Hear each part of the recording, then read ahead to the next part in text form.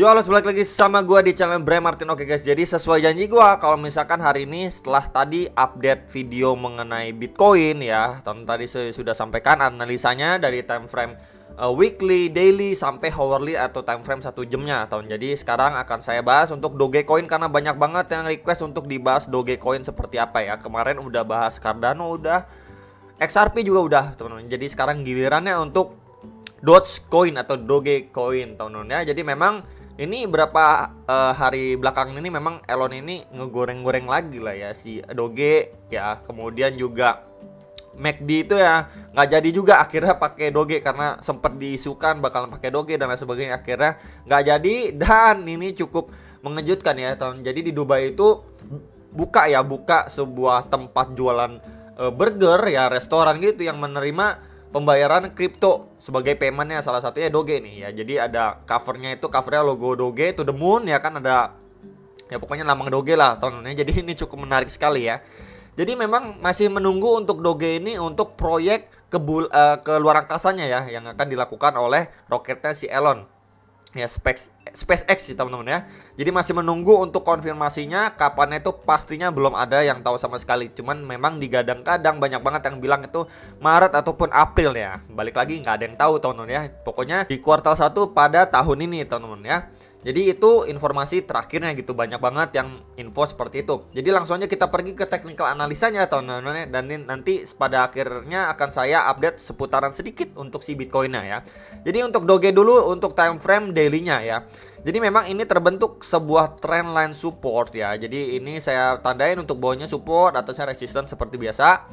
Ya, garis trendline ini warna merah ini berapa kali terjadi pemantulan di sekitar garis trendline warna merah ini. Oke, jadi itu adalah istilahnya trendline support yang cukup kuat untuk si Dogecoin time frame daily-nya. Kemudian ini ada resistance yang cukup strong ya. Dia 2 kali kena reject ya. Gak mampu untuk mempertahankan areanya atau posisinya, kemudian dia drop signifikan teman-teman dari trendline resistance itu. Ya mungkin kita bisa berhati-hati banget ya kalau misalkan Doge mendekati area garis trendline ini, untuk dia mungkin bisa aja terreject juga ya, atau untuk melanjutkan koreksinya. Jadi memang waspada itu di kisaran 0,27, 0,26 sekitar area itu ya untuk si Doge ini time frame daily-nya ya.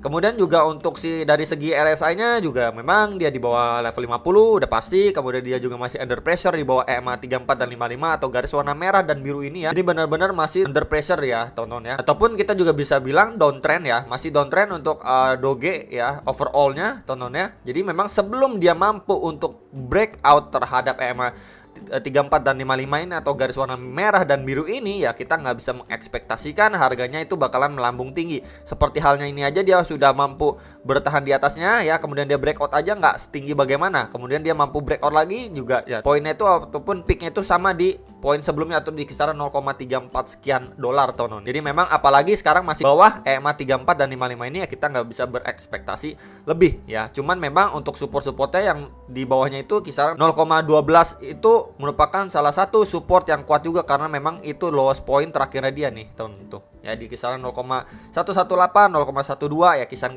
area itulah teman-teman ya. Kalau misalkan break dari itu ya, dia bakalan testing kembali di area trendline support warna merah ini ya, mungkin balik lagi ke kisaran 0,1 ya, sekitar area itu teman, 0,10 gitu ya maksudnya ya. Jadi itu yang harus diwaspadai untuk jangka pendeknya, ataupun kita bisa lihat lagi ya teman-teman untuk resisten terdekat dari daily-nya tahun ya, itu adalah kita manfaatin aja EMA 34 dan 55 atau di sekitar 0,146 dan 0,154. Nah, jadi di daerah itu juga berfungsi sekali ya teman-teman. Sebelumnya ini berfungsi menjadi area support dan resistance juga teman-teman ya. Sebentar, nih area pertama kita bisa lihat juga berfungsi sekali untuk menjadi support and resistance untuk si Doge ya, untuk jangka pendeknya.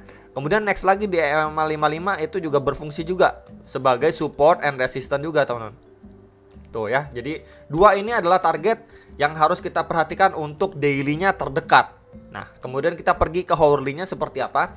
Jadi ini untuk time frame 1 jam dari si Doge ya. Jadi memang dia sekarang bergerak di dalam sebuah channel teman-teman ya. Tentunya mengarah ke bawah pastinya ya. Kita bisa lihat pergerakannya itu terkontrol sekali di bawah channel, dan sekarang dia sudah mampu ataupun break terhadap EMA 34 dan 55 nya time frame 1 jam teman-teman ya. Jadi balik lagi untuk si Doge ini memang sangat volatile ya teman-teman ya.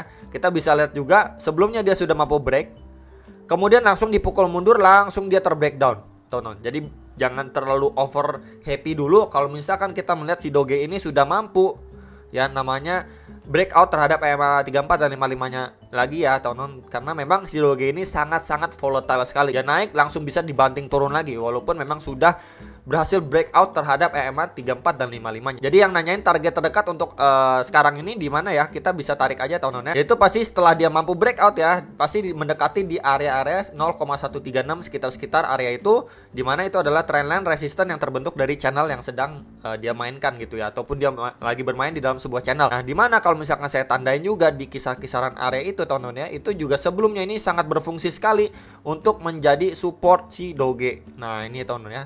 Jadi support si Doge ya ketika dia terbreak ya, jadi potensialnya menjadi new resistance pasti. Jadi di sekitar 0,136 sekitar area itu untuk Doge jangka pendeknya.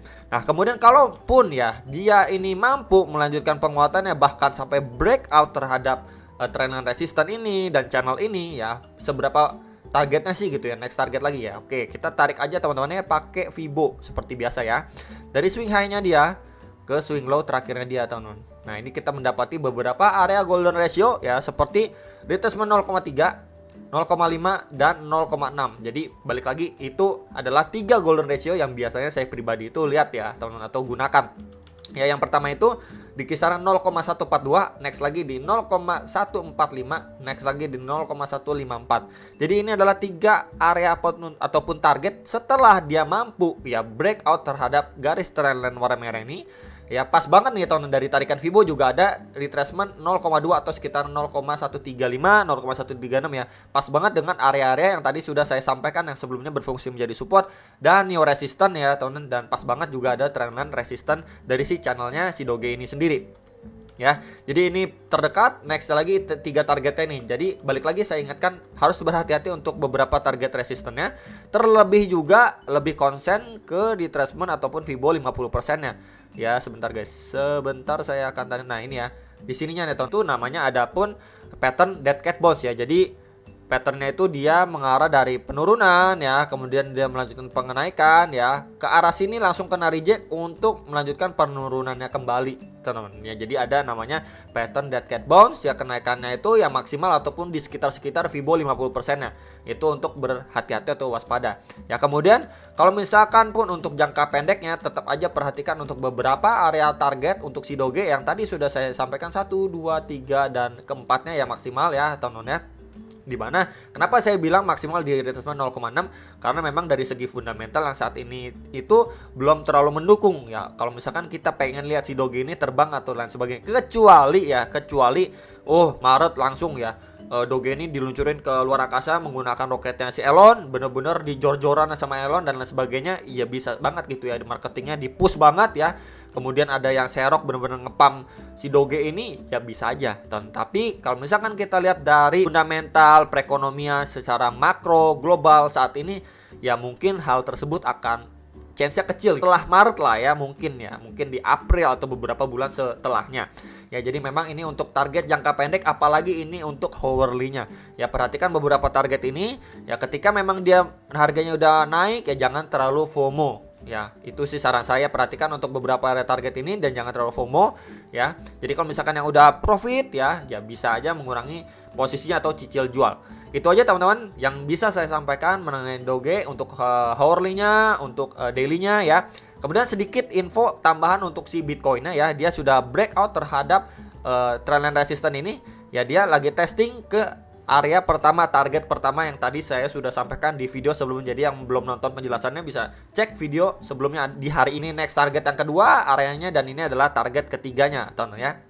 Jadi pertama kisaran 39.000 sampai 39.400-an, next lagi di kisaran 40.000 sampai 40.300-an, next lagi di kisaran 41.200-an sekian ya. Sekitar area itu yang menjadi target berdasarkan juga tarikan Fibo, ada retracement 0,3, retracement 0,5 dan retracement 0,6 teman-teman ya. Jadi di next target ketiga ini juga sebelumnya berfungsi sekali menjadi support juga ya untuk si Bitcoin ketika dia terbreakdown, jadi potensialnya menjadi resisten juga. Itu aja teman-teman yang bisa saya sampaikan untuk beberapa target terdekatnya. Jangan terlalu FOMO ya, malah lebih berhati-hati buat yang sudah cicil beli bawah ya, pasti bisa jual lagi ketika hit di beberapa area target. Itu aja yang bisa saya sampaikan, semoga bisa bermanfaat dan sampai jumpa untuk next video. Salam profit.